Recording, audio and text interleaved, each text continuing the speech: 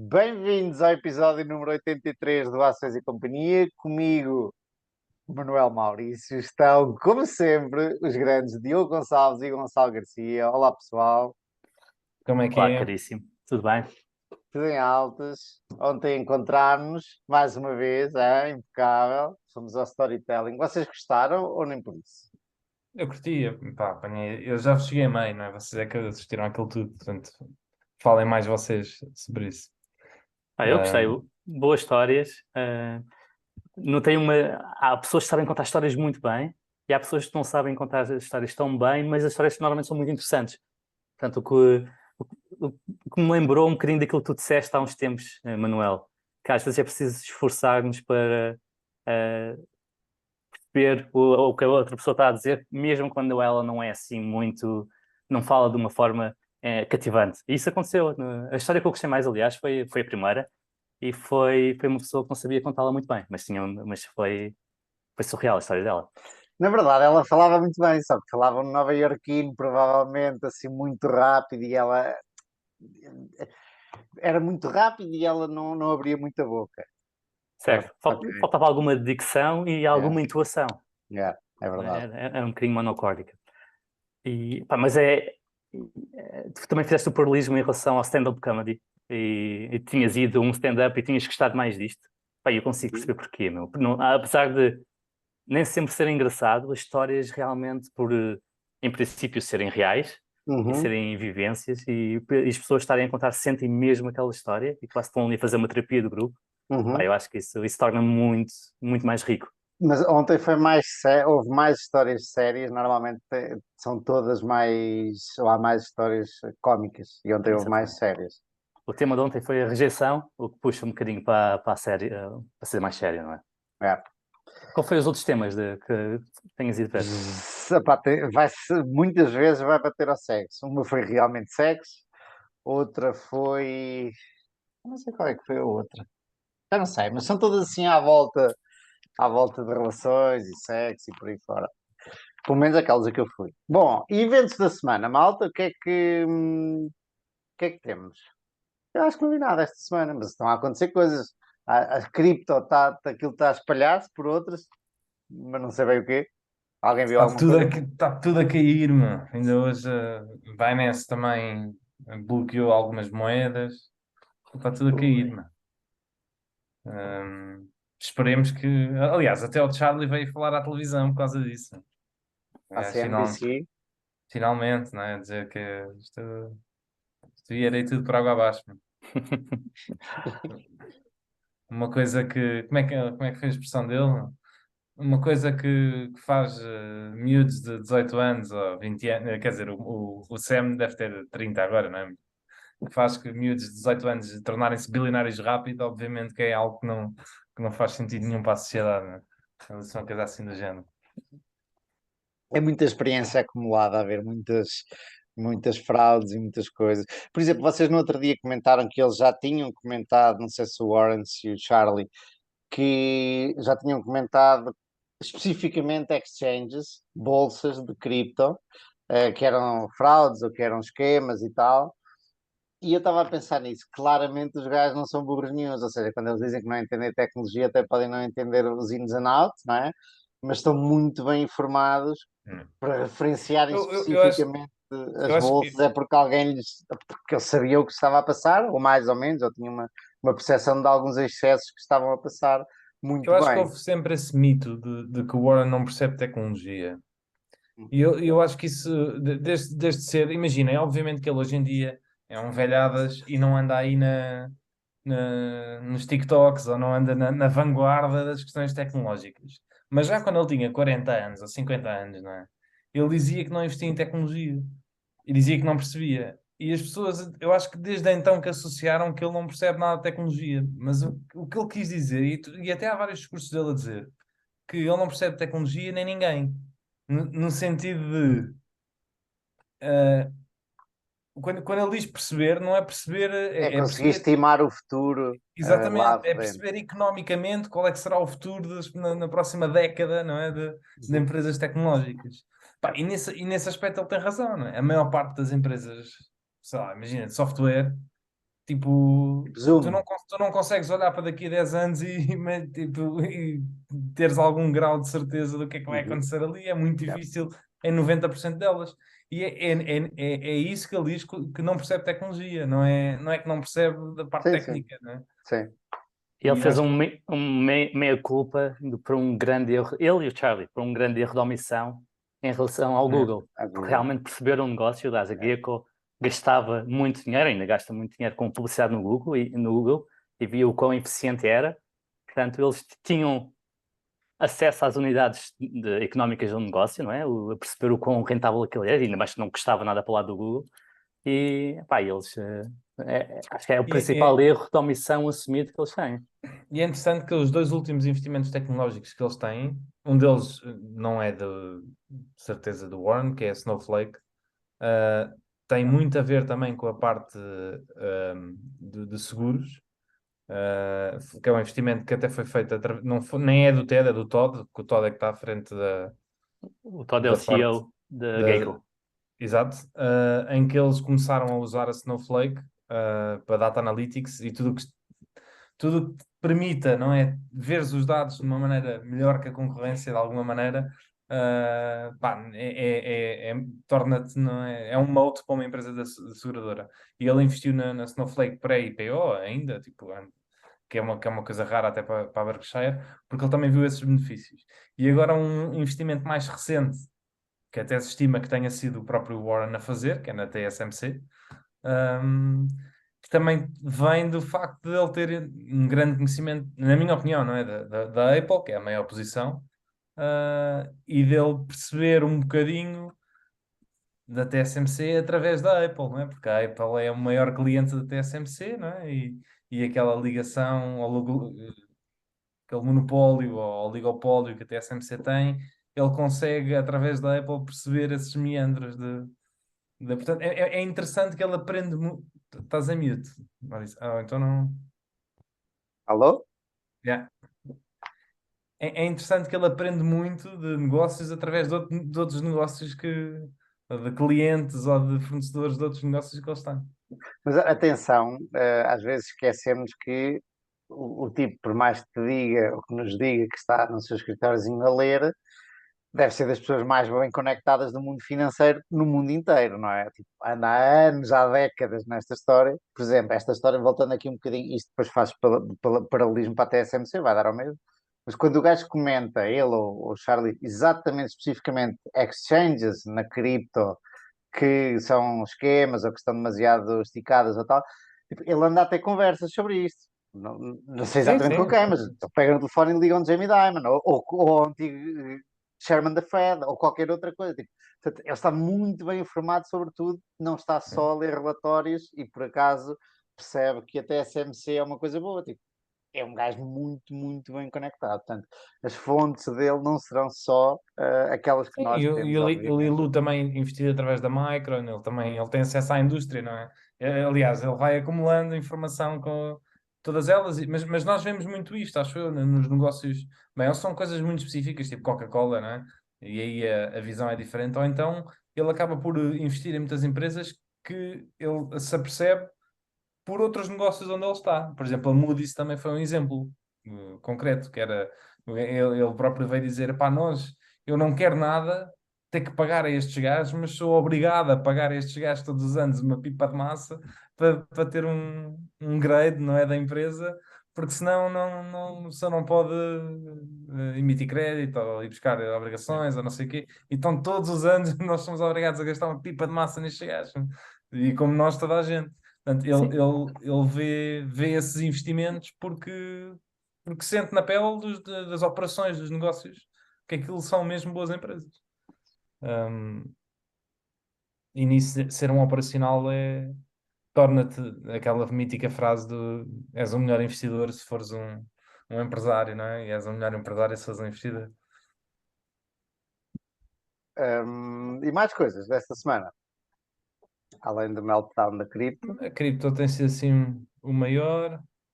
Até, TSMC, pá, coisa, Inversa. as chinesas estão a lançar os resultados, as coisas não estão assim tão más como se espera.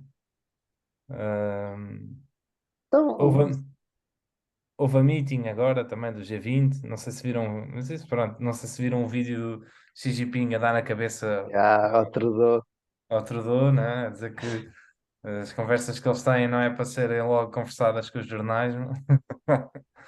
foi porreiro.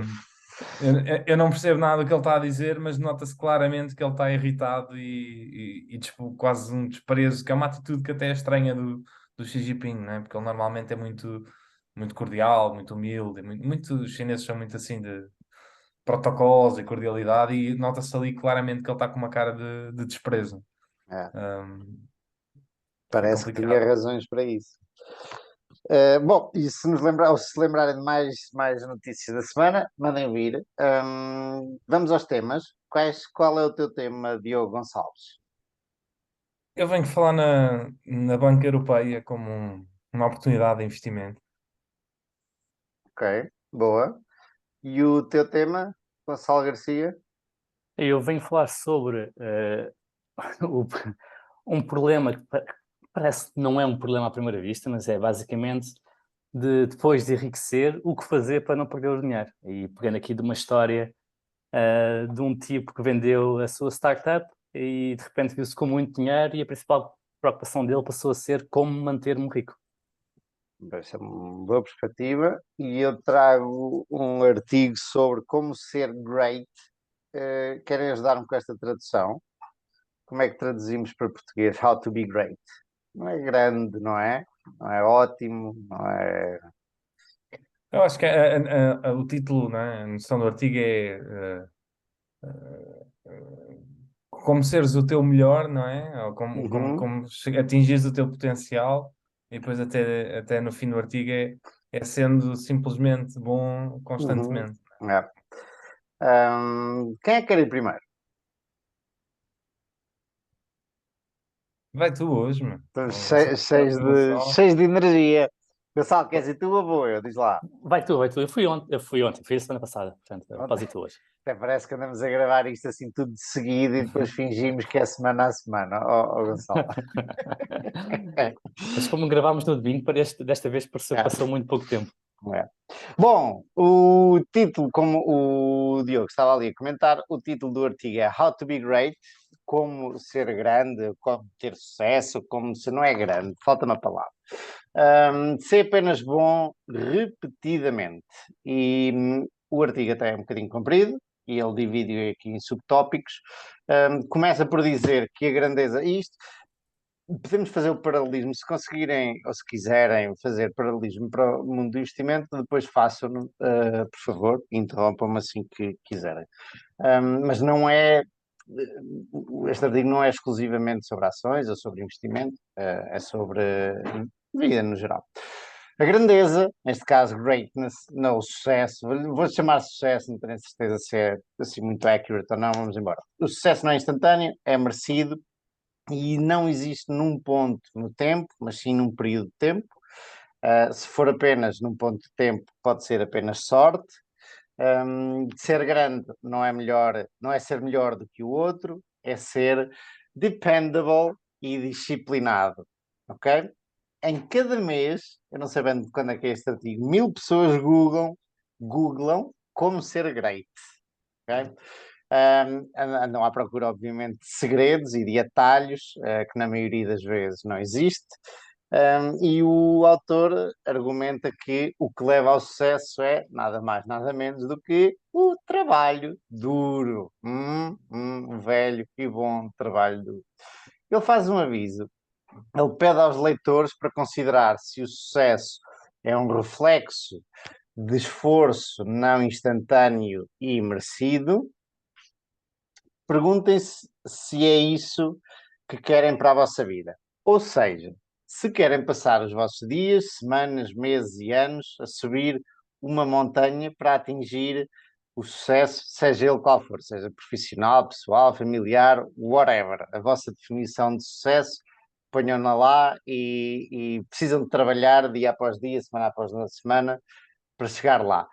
E ele diz uma coisa engraçada, que é, se não estão dispostos a passar esses dias, essas semanas, tudo atrás da vossa definição de sucesso, não se preocupem, vocês não são piores pessoas por fazer essa escolha, que é uma visão que normalmente não se tem, que é se não tens sucesso é porque não conseguiste. E ele põe aqui na equação, se não tens sucesso, pode ser porque não escolheste ser aquela pessoa, aquele atleta, ou aquele profissional, ou whatever. Vão ver Netflix com a consciência de que, pelo menos, quebraram o padrão mental de querer algo e não entender como é que não chegaram lá. Como é que eu não tenho tanto sucesso naquele tipo? Muitas vezes é porque não trabalhamos tanto, pois existem, obviamente, questões desde física, de psicológicas, etc, etc. Se nos comparamos com outros estamos tramados, porque não partimos do mesmo ponto de partida, não é? Temos apenas que nos comparar connosco próprios, mas pronto, normalmente o padrão mental é não entendermos porque é que não chegamos ao sucesso, e claramente é porque não entendemos o trabalho que é necessário. Ele fala-nos de um dos pontos que faz consistência. Se não, há uma frase conhecida, pelos vistos, do Napoleon Hill, que é o senhor que escreveu. O que é que escreveu Napoleon Hill? É um livro conhecido aí dos Fires e agora estava a falhar o nome. Eu vou fazer-vos esta pergunta. Não Já vos faço ideia. digo, já vos digo, já vos digo. Think and Grow Rich. Ok? Pensa. Eu já li o livro, mas nem sabia quem é que era. Uma das frases dele é: se não consegues grandes feitos, faz pequenas coisas de uma forma grande. E o autor deste artigo reescreve esta frase e diz: se não consegues grandes feitos, faz pequenas coisas um grande número de vezes. Portanto, a repetição que tu, Diogo, estavas até a comentar ao início. Em vez de andar à procura de atalhos para o sucesso, é muito mais eficaz ir atrás de hábitos contínuos que te trazem o sucesso como efeito secundário, mas não como objetivo final. Portanto, ele defende, e eu acho que também é como o tipo do Atomic Habits, que eu ainda não li, mas já li sobre o livro, que eu acho que é o James Clear, que é apaixona-te pela boredom, pelas Aborrecimento. coisas aborrecidas, exatamente, pelo aborrecimento. Se te apaixonares pelo processo, e eu até já comentei isso aqui, por exemplo, por correr, etc, etc, os resultados hão de aparecer lá à frente, ainda que não seja nisso que te estás a focar. Outro ponto, além da consistência, é os inputs e outputs. Porque nós repetirmos atos que não levam a resultados que nós pretendemos é só uma estupidez, obviamente. Portanto, a consistência por si só não resolve nada. É importante agirmos com intenção e ir atrás dos resultados que esperamos. Ele dá um exemplo de uma coisa que eu ouço frequentemente no mundo da tech, que é iterar, que vem muito ali da programação, das iterações e da matemática, e iterar frequentemente, ou seja, experimentar coisas frequentemente. Ele dá o exemplo, há pessoas que experimentam, eu sou um caso desse, experimenta uma coisa um ano, não funciona, experimenta outra um ano, outro ano, não funciona, pá, e tu tens X número de anos que podes gastar a experimentar coisas, e acabam-se. Portanto, quanto mais rápido experimentar as coisas, mais coisas vais experimentar. Obviamente, não é? É a lei de lá para Alice. Mas é interessante, ele diz, se eu, portanto, experimenta coisas tipo um mês, e depois penso, se eu continuasse por este caminho durante um ano, estaria num sítio melhor lá à frente ou não. E ele termina com como é que se diz? Com um ponto que é para de especular. E eu acho que, não tenho a certeza, mas eu acho que foi o Gonçalo que já aqui comentou dois grupos numa faculdade. Isto foi um estudo que se fez, dois grupos a quem lhes disseram, dividiram, e um grupo é o grupo da qualidade e um grupo é o grupo da quantidade, e pediram ao grupo da quantidade para fazer uma aula de cerâmica quantos potes ou vasos eles conseguissem, o maior número, e ao grupo da qualidade pediu para fazer o melhor pote ou o melhor vaso. Quem é que vocês acham que fez o melhor pote? Quem fez mais? Quem Quem fez repetiu mais? mais vezes? Exatamente. Isso é a regra número 1 em programação também, mano. É? Qual é? Exatamente. Como é que tu... É a história das iterações, mano. Eu até já falei aqui uma vez, por exemplo, nós, a maior parte das empresas, isso varia muito, mas antigamente até o software era atualizado, imagina, tinhas uma versão, não é? Pá, e depois atualizavas aquilo ano a ano, vá, até havia softwares que demoravam às vezes muitos anos para ser atualizados, mas vá, já numa média geral estava-se a atualizar aquilo ano a ano. Com a introdução da cloud e com as SaaS, não é? Com o Software as a Service, passou-se para momentos muito mais curtos, e a ideia é estar sempre a fazer coisas novas. E hoje, até ao ponto em que hoje em dia o software, a maior parte do software, pelo menos que é vendido as a service, tem alterações semanais. Na minha empresa é semanal, mas a maior parte das empresas também é. Ou seja, todas as semanas, tipo, nós vamos mudando alguma coisa ou melhorando alguma coisa.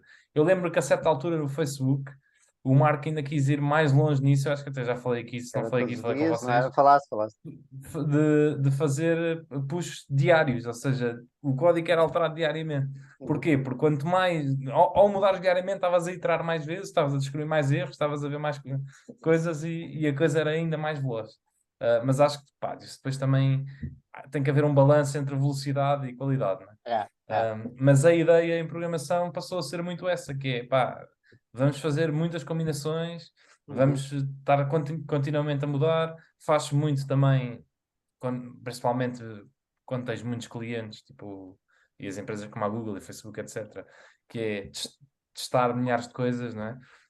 Pá, eu tenho 1000 tons de azuis do símbolo da Facebook e mostro tipo a cada 1000 pessoas tipo a cor de azul e vejo quanto tempo é que as pessoas perdem a ver, não é? Faço Uhum. esses testes todos e estou constantemente a fazer ajustes consoante estes É testes todos. curioso que agora o maior youtuber vi ontem, que é o qualquer coisa, não é Bear, não me Ele lembro do fala do nome dele. MrBeast. Não... Mister Beast, isso, obrigado.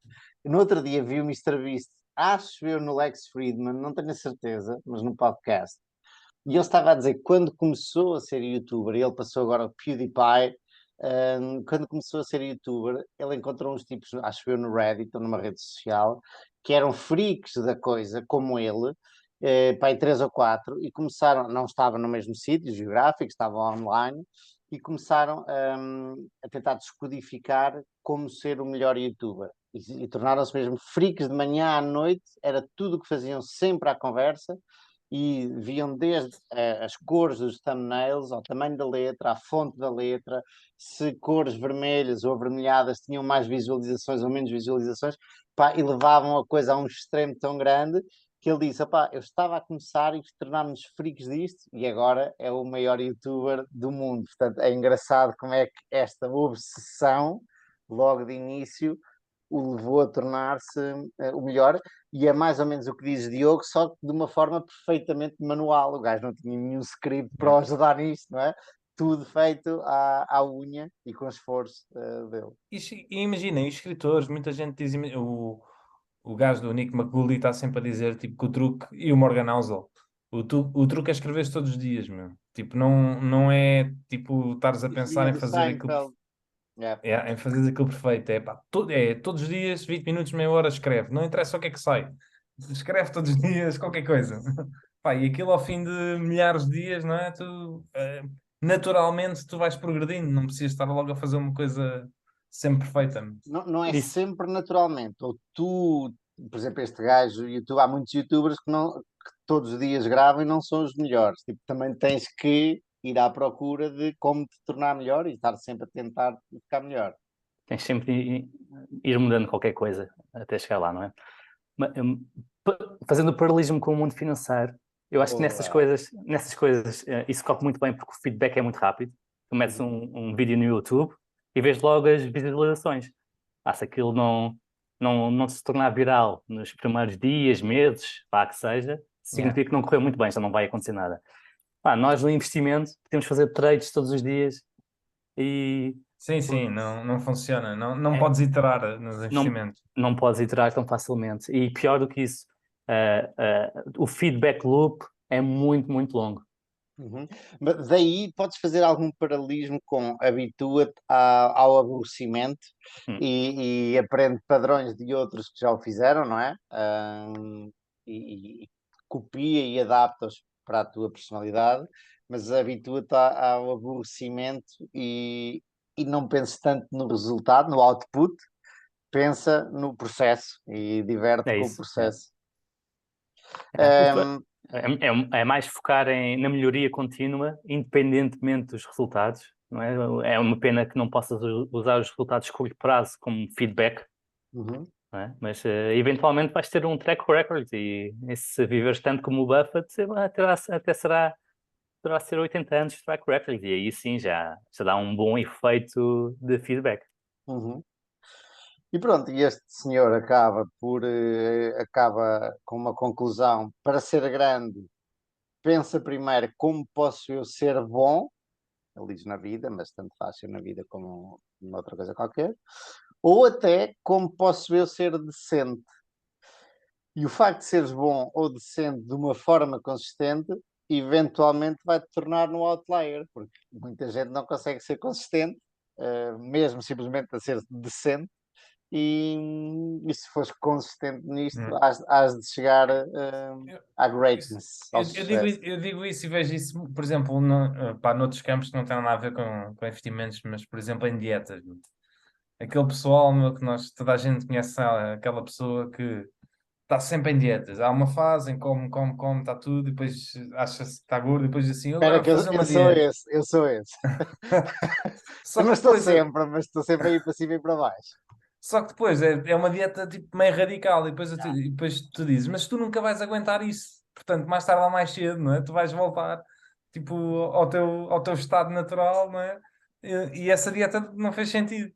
Portanto, o objetivo é a consistência. Tipo, mais vale tu não fazeres uma dieta tão radical, mas conseguires fazer isso tipo, consistentemente, né?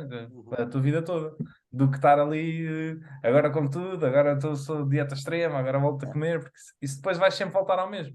Eu vi É uma um bom nota. ponto. Normalmente as pessoas focam-se muito em procurar a melhor dieta, mas é a Hum. pergunta errada, porque a pergunta certa devia ser qual é a melhor dieta que eu consigo fazer para sempre? Porque Yeah. não é de toda a mesma coisa. Yeah, exatamente. E é igual aos investimentos, né? Eu não sei se comentei no outro dia, um truque que um gajo usava para fazer dieta era sempre que ia jantar fora, e depende, obviamente, da frequência com que se janta fora, ou come-se fora, pedir sempre o elemento mais saudável do menu. É, E eu acho que já comentaste, o é. comentei aqui. E eu agora estou numa nova, Diogo, que só para tu te rires um bocadinho, que é, eu sou altamente viciado em doces, sempre fui, e agora só como doce ao fim de semana. O fim de semana começa no jantar de sexta-feira e acaba domingo à noite. Hum, Porque eu estava ultimamente a comer doce, tipo, acabava de comer, almoçar e jantar e precisava de um doce, estava nesse estado. É. E eu julgava que não conseguia fazer isto e tenho conseguido fazer isto na boa. E é curioso que eu sempre comi doce e sempre fiquei com aquela coisa, tenho que comer um doce, tenho que comer um doce, e agora estou durante a semana na boa porque sei, depois lá está, ao fim de semana como doces às vezes pela semana inteira, mas o que é certo é que o meu corpo esteve uma semana sem comer doce e desabituou-se ali um bocado. E noto isso, que já se começa a desabituar uma coisa que sempre teve. Mas vamos ver quanto tempo é que dura isto. Também não sei se vai durar a vida toda, vamos ver. Bom, meus amigos, e é isto, consistência, que é aquilo que nos traz aqui. Agora entrava aqui um ponto de publicidade. Todas as semanas, 83 episódios, que estamos aqui, sempre aqui na raça, a dar-vos conteúdo. Claro. Mal. Apesar de achar que isto, no nosso caso, por exemplo, não acho que tenha havido, se calhar houve, mas eu não acho que tenha havido uma melhoria. Tem sido uma constância Tenho que ir ver, de, temos que ir ver os primeiros episódios e comentá-los, se quiseres. mas também porque, pronto, isto é uma coisa que nós fazemos assim, não é o nosso propósito, não é estarmos aqui a fazer isto com a maior produção e perder imenso tempo e vender isto, não é?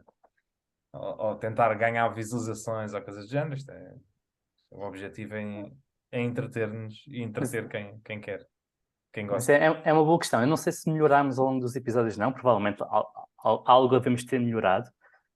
Mas uma outra questão seria se vocês acham que melhoraram o vosso discurso, a forma como apresentam ideias, o facto de consistentemente todas as semanas temos que preparar, ainda que rapidamente, mas temos pelo menos que expor num ponto de vista lógico e para os outros dois comentar.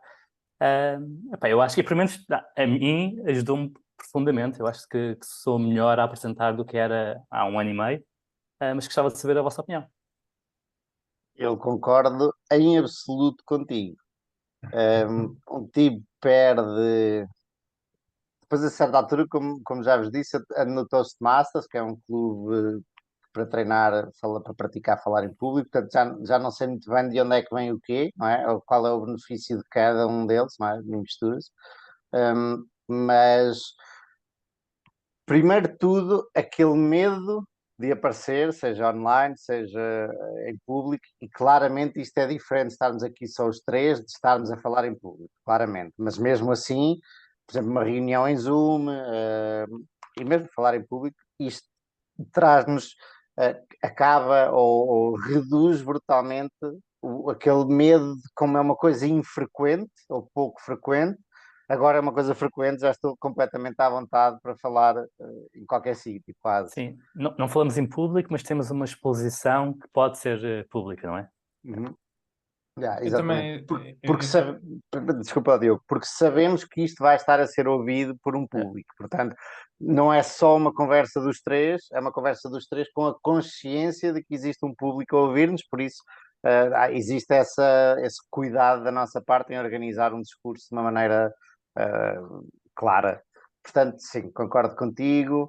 Hum, Grandes benefícios aqui do Ações e Companhia. Nós também, pelo menos eu, pronto, eu também dou aulas, portanto, também tenho tido a oportunidade de falar para plateias. O Gonçalo também vai um bocadinho mais aqui, ele esporádico, de vez é em um quando bocadinho, vou. exato, dá conferências, mas é mais esporádico, mas também é sempre com.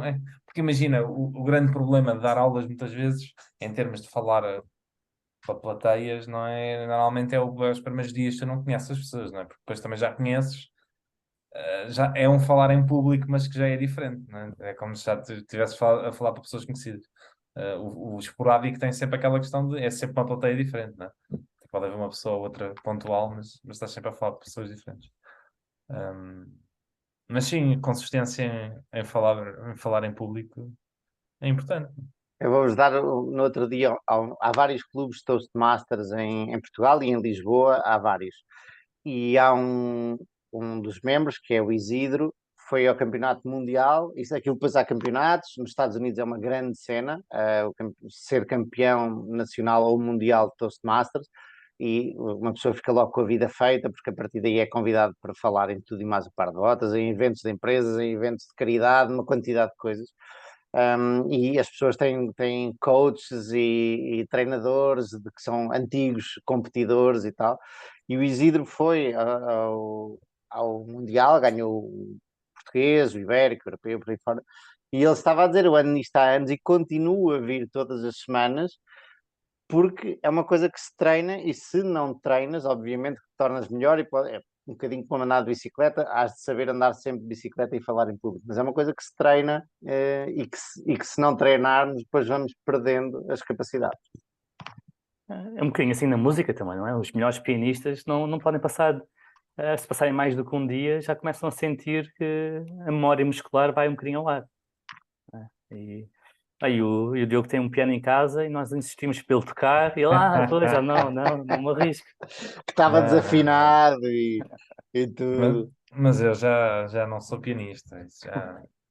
Lá está, eu já passei isso. Agora é outro tipo de teclas. Bom, meus Agora, amigos, agora seria difícil voltar. Quer dizer, há sempre qualquer coisa que fica, não é? Mas seria difícil voltar. É um processo muito grande. vamos passar ao próximo tema. Vai o Gonçalo e deixamos os bancos para o fim. Boa, Vamos a parece-me isso? bem. Pode Vamos a ser. isso. Então, isto é um artigo de um senhor chamado Paul Graham.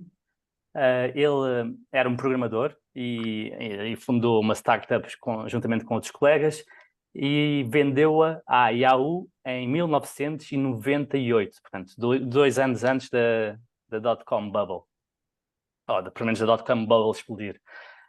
Vendeu por 50 milhões. E o produto dele, depois eu fui ver, o produto que ele vendeu à Yahoo, depois tornou-se na Yahoo Store. E o facto de, também, imagino que vocês não sabem o que é, mas também não sei o que é, diz muito sobre o sucesso disto. Qualquer das formas, foram 50 milhões que ele e os colegas ganharam, o que é uma pipa de massa aos dias de hoje, imaginem há 24 anos atrás.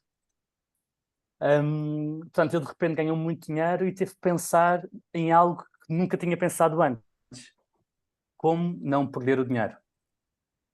Ele sabia perfeitamente que era possível ir de rico para pobre, assim como é possível ir de pobre para rico, mas ele tinha-se focado toda a sua vida em tornar-se rico, e não sabia nada sobre o caminho que normalmente levava as pessoas no sentido inverso, ou seja, de rico para pobre. Eu deixa-me interromper, Força. porque eu não li o teu artigo.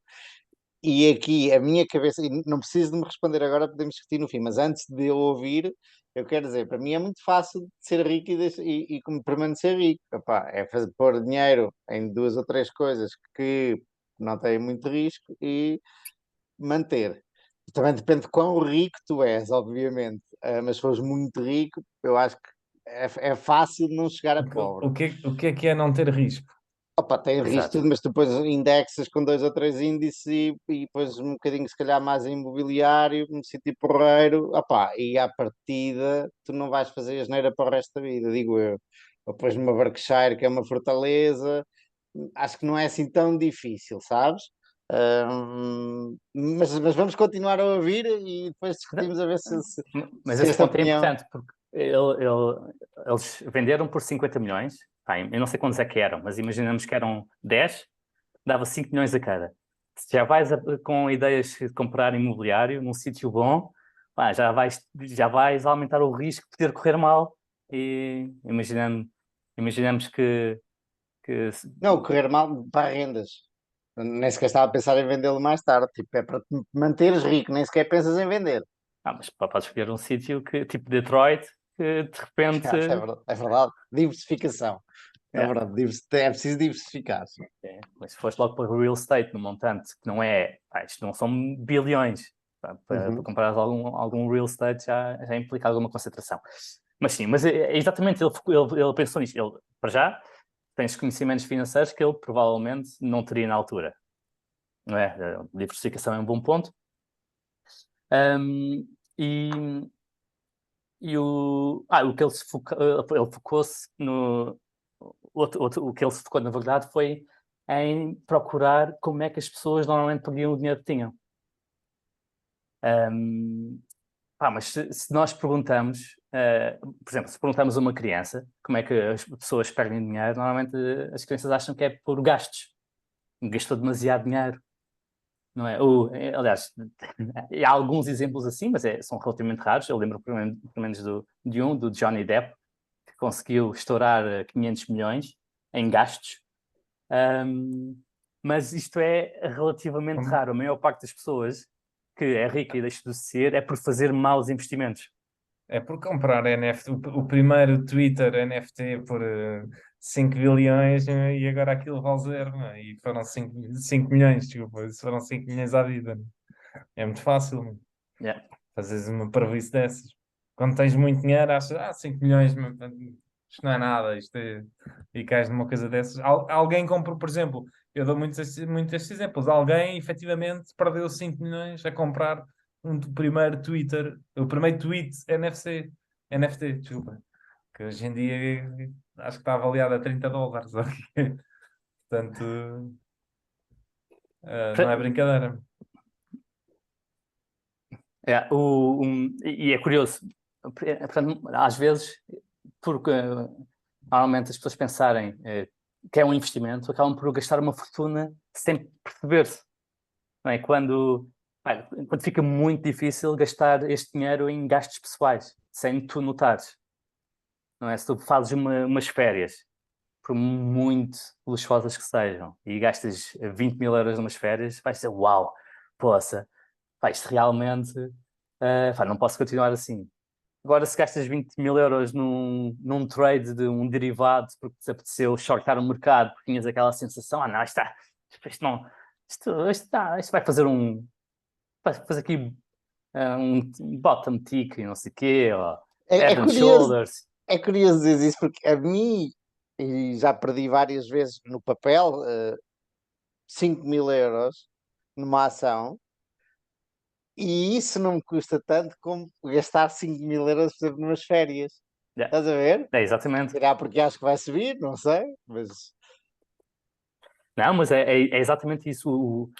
Tu não me vês como auto-indulgente os 5.000 euros que perdeste a investir, mas se tu gastasses, Sim, porque tu não assumes que perdeste, não é? Quando investes logo à cabeça. Isso, na verdade, até é uma coisa, por exemplo, a minha namorada, quando ela não investe muito, mas eu também lhe metia a investir, e foi uma coisa que ela sempre disse ao início, que é, aquilo para mim é como se eu tivesse gasto aquilo.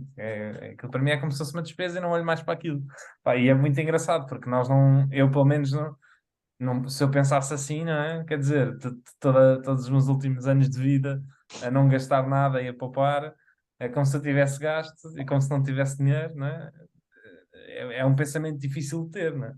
Tu pensas sempre que tens aquele património, não é? Até os credores, não é? Até a dívida, as pessoas pensam sempre que têm aquele dinheiro.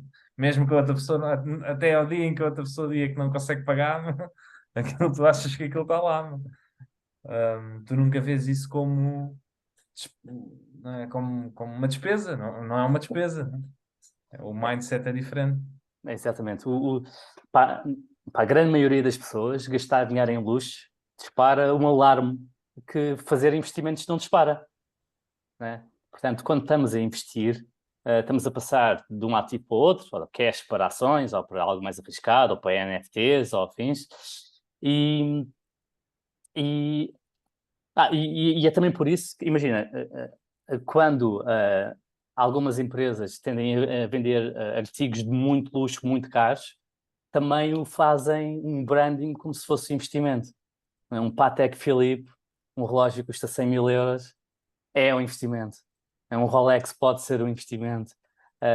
As malas da Hermès de 10 capas podem ser um investimento. Tudo pode ser leg, não é? Podes comprar leg e dizer que aquilo é um investimento que vai valorizar, não é? Porque o pessoal do leg é. Isso é curioso. Eu tenho vários amigos que compram Legos e são fricos por Legos e eu vejo, epá, que gasto brutal em plástico. É, Mas claramente eu não entendo a coisa, não é? Mas eles veem aquilo como um investimento, porque aquilo alguém vai comprar aquilo e vai Ah, ver e está acho à que eles não fazem venda. isso por investimento, acho que é porque curtem ter as peças depois e tal, e montar.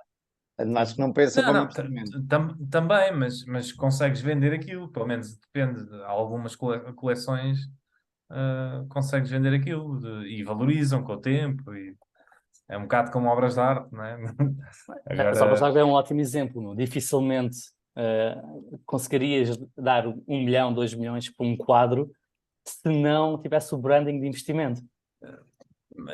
Já, mais ou menos. Sabes que eu no outro dia vi um documentário nos Estados Unidos sobre a grande compra de obras de arte. Pá, e aquilo é uns esquemas atrás de esquemas que nunca mais acabam, não é? Porque os gajos, no fundo, imagina, os gajos conseguem arranjar ali manhas para comprar aquilo, e depois doam o quadro, e aquilo abate e faz com que eles não tenham de ah, pagar impostos. E, em vez e o quadro custou 1 milhão de euros, fez com que eles poupassem 3 milhões em impostos. Assim, umas coisas assim muito esquisitas. Portanto, lá o está, mas mercado de aí, luxo. não, mas espera aí, tu aí estás a reforçar o ponto do Gonçalo. Dificilmente pagarias 1 milhão de euros se não houvesse o ponto de vista de dinheiro de investimento ou de Sim, sim, sim. Mas aqui escudo de impostos. exato, é mais numa para não pagar os impostos. Sim. Poupas mais nos impostos do que tu gastas na obra de arte. Sim. Assim, na arte e nos quadros em particular também está muito associada, ou pelo menos no passado estava muito associada à lavagem de dinheiro, não é? O facto de ser uma das formas mais fáceis de transportar. Imagina, um quadro Picasso custa 10 milhões, não há forma mais fácil de transportar de um país para o outro 10 milhões do que pôr um quadro numa mochila ou numa mala e levar num avião. Não Não é? é? Um, assim, e, portanto, aqui o ponto dele é que na cabeça dele, o- ter o branding de investimento, a marca de investimento, deveria soar alarmes tanto como soa gastar dinheiro em ele próprio. Não é? E basicamente o que ele quer dizer é que tem de ter muito cuidado onde é que vai alocar aquele dinheiro, quer seja em despesas pessoais, quer seja no que se chama investimentos. Depois a segunda parte do artigo foi que foi ligar este modelo mental à utilização do tempo. Ele diz que é quase a mesma como esta definição de dinheiro. A maneira mais perigosa de perdermos tempo não é quando nos estamos a divertir, mas é quando estamos a fazer um trabalho encaptado, um trabalho falso. Porque imaginem, quando nós estamos realmente a divertir-nos, estamos a fazer algo que é autoindulgente, não é? E os alarmes começam a disparar automaticamente. Se passarmos o dia inteiro a ver filmes, porque nos apetece na televisão ou o que seja, conseguimos perceber que há qualquer coisa de errado. Não é? Não, pá, passar o dia inteiro a ver televisão, tipo, há um conforto emocional inerente a passar um dia, não é só porque apetece. Mas os mesmos alarmes não disparam quando nós estamos a fazer um trabalho, digamos, falso. Olha, para nós, no mundo dos investimentos, quase que é seguir alguém no Twitter, ler Twitters de associados a investimento, mas que são mais entretenimento do que, na prática, algo que acrescente de valor. Ou ele dá o exemplo de ver e-mails, de ver vários e-mails que parecem que é trabalho, mas na prática acabam por não ser. E portanto, ou mesmo quando estamos só na secretária e distraímos com qualquer coisa e passamos horas na internet a andar atrás de um novelo, parece que é trabalho. E, portanto, não são os alarmes, mas podemos passar uma tarde inteira e não retiramos grande coisa disso. Portanto, ele diz que no tempo, tal como o dinheiro, evitar prazer não é suficiente para proteger o nosso tempo. Isto foi provavelmente suficiente até ao homem pré-industrial, mas o facto de agora, a nova forma de perder dinheiro não é necessariamente auto-indulgente, temos que ter um bocadinho mais cuidado na alocação do dinheiro, do dinheiro e do tempo, neste caso. E, portanto, o ponto dele era exatamente que evitar auto-indulgência não é suficiente. Então, e não aponta mais nenhum caminho? Não é suficiente só... imagina, não é suficiente evitares fazer coisas que gostas porque sabes que são fúteis ou porque não trazem grande coisa. Mesmo trabalho falso, tens de tentar evitá-lo e ser mais proativo com o teu tempo. E depois ele termina mesmo a dizer que para limitar estas coisas acaba por ser difícil porque acabas por ter que limitar coisas que nem sequer são divertidas e que normalmente é muito mais fácil limitar-te coisas que são divertidas. Como estavas a dar o exemplo há bocado de limitar os açúcares durante a semana. Eu acho o contrário, mas acho isso muito mais difícil limitar uma coisa que eu gosto de fazer do que uma coisa que não gosto de fazer, não? Não é, é mais difícil porque não te apercebes. Ok. Portanto, tu fazes a achar que é trabalho, mas na verdade não te apercebes que está a ser tempo mal gasto. E pior, não só não te apercebes, como não é divertido e se calhar nem valia a pena estás a fazer aquilo. E há uma filosofia muito grande do século XXI de haver muitos trabalhos. Também acho que já falei aqui até da série de The Office, que representa muito isso, que é haver muitos trabalhos. Muitas pessoas têm muitos trabalhos que aquilo na verdade não tem propósito nem utilidade nenhuma. Mas tu queres manter uma certa coesão social. Tu precisas de que as pessoas estejam a trabalhar e precisas de incentivos para as pessoas estarem a trabalhar. E quando não há nenhum trabalho, não é, efetivo que traga produtividade ou qualidade de vida, as pessoas têm que trabalhar à mesma e muitas pessoas às vezes sentem-se ou estão efetivamente num trabalho que aquilo na verdade não faz, se tu fores ver, não estás a fazer nada. Aquilo, tu efetivamente tens trabalho, tens métricas, tipo, fazes coisas, mas no final do dia, no final do mês, não é? Se o teu trabalho não existisse, o que é que mudava, não é? No mundo? E se calhar não mudava assim tanto. Não é? E o The Office é o exemplo perfeito disso, não é? Que é uma empresa de revenda de papel, não é? Em que a maior parte das pessoas está ali, meu, passa o dia sem fazer, a fazer tudo menos trabalho, não é? Que o trabalho não interessa para nada. Os gajos não fazem muita coisa. E há há muita gente, sei lá, há uma filosofia de que há muitos trabalhos, não é? Que são um bocado inúteis. Mas que temos que manter essa coesão social. Tu não podes ter metade da população sem fazer nada, não é? E quanto mais automatizamos, não é? Um, mais vai haver essas preocupações, não é? O UBI é um exemplo perfeito disso, não é? Que há as duas teorias, não é? O Universal Basic Income. Há a teoria que as pessoas vão ser mais produtivas porque vão poder trabalhar no que gostam e no que querem. E há a teoria de que, pá, as pessoas sem incentivos a trabalhar não iam fazer nada, ou iam começar se calhar, a achar que estão a fazer coisas, mas não estão a fazer grande coisa, ou passar mais tempo a conformar-nos, não é? Que o ser humano conforma-se, e por ele, não é só o ser humano, é toda a vida, não é? Por ele, sem incentivos delineados, de cada vez fazes menos, não é? Que passas cada vez mais tempo parado, comes cada vez comida mais fácil, não é? Cada vez queres menos trabalho e mais facilitismo. Um, mas é um. Tenho, Diz. tenho visto isto recorrentemente, se calhar porque me diz agora nesta fase da minha vida, me diz alguma coisa e portanto eu estou mais aberto a reparar quando vejo, que é qualquer coisa como a vida fácil no curto prazo torna-se difícil no longo prazo e a vida difícil no curto prazo torna-se fácil no longo prazo.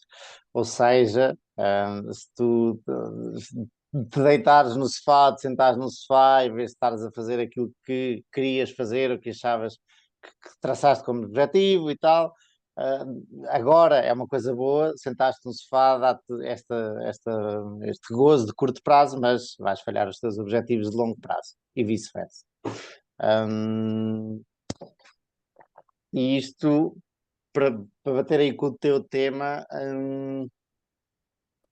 acho, curiosamente, e não quero discutir agora o rendimento universal, mas tenho ideias conflituosas em relação a isso, porque esses dois exemplos que deste, eu acho que os dois podem acontecer.